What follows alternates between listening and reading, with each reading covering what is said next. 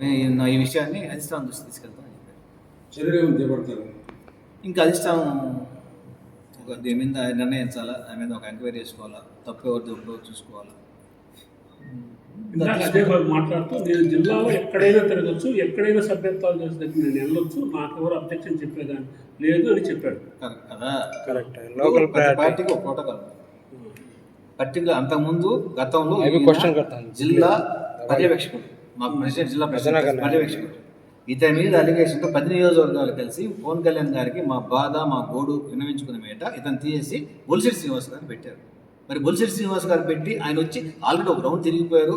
ఆయన సక్సెస్ అయ్యారు, 100% సక్సెస్ అయ్యి జిల్లాలో పోయిన సంవత్సరం 24,000 చిల్లర చేస్తే ఇప్పుడు 35,000 చిల్లర సభ్యత్వాలు వచ్చాయి 7 నియోజకవర్గం సంబంధించి. సక్సెస్ అయిన తర్వాత మీరు వచ్చి ఏం చేయదలుచుకున్నారు?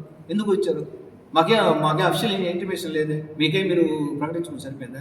మాకు చెప్పింది అదో బొలిశెట్టి శ్రీనివాస్ గారు మీ అందరికీ కాగితం చూపించారు. ఆత్మకూరు అంటే అనుసరిస్తారు, నెల్లూరు అంటే సుజయ్ బాబు, కోవూరు అంటే చంపి శ్రీనివాస్ రెడ్డి, ఆయన కట్టాల, సర్వేపల్లి అంటే ఆయన, సరే ఇవన్నీ పేర్లు చూపించాడు.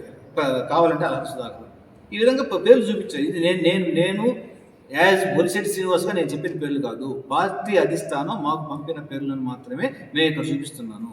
ఇక్కడ మేమెవరూ అల్టిమేట్ కాదు, పవన్ కళ్యాణ్ గారి అల్టిమేట్, పవన్ కళ్యాణ్ గారి నిర్ణయం అల్టిమేట్.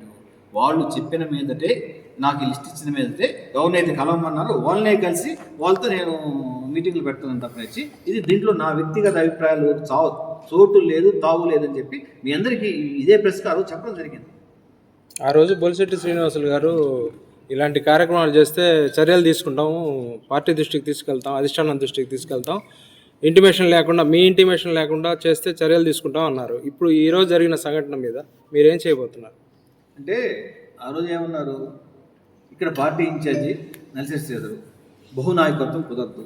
సరే మీరు టిట్కో చైర్మన్, మాకు అన్నయ్య లాంటి వాళ్ళు, మీరు వచ్చి ఉద్యమ సభ్యతలు పెంచుతూ ఉంటే వెరీ గుడ్, వెల్కమ్. కానీ నియోజకవర్గం ఇన్ఛార్జ్ అయినటువంటి నాకు ఒక మాట చెప్పాలి, ఇక్కడ నెల్లూరు జిల్లాలో ప్రతిష్టాత్మకంగా ఉద్యమ సభ్యత్వాన్ని రికార్డు స్థాయిలో చేసి నెల్లూరు జిల్లాలో ప్రథమ స్థానంలో నిలిపిన ఈ సాధకులకు ఒక మాట చెప్పాలి. ఇంతమంది ఉన్నాం కదా కష్టపడ్డాను, జనసేన పార్టీ వాళ్ళు ఉన్నాం కదా, కూలీ మనుషులను తీసుకొచ్చి ఆ మీటింగ్ కండక్ట్ చేసి ఎవరికి లబ్ధి చేయబోద్దాం అనుకున్నారు? అంటే మీ సామాజిక వర్గానికి చెందిన ఇద్దరికి లబ్ధి చేసే ఉద్దేశంతో జనసేన పార్టీ చంపేదలుచుకున్నారా? మీరేం చేస్తున్నారు? మీరేం చేయాలనుకుంటున్నారు? జిల్లాను మీరేం చేయాలనుకుంటున్నారు? వేరే పనులు బిజీగా ఉన్నారు. పవన్ కళ్యాణ్ ఏ నిర్ణయం తీసుకుంటే పవన్ కళ్యాణ్ గారు తీసుకుంటే ఆ నిర్ణయాన్ని మీరు శిరోధార్యం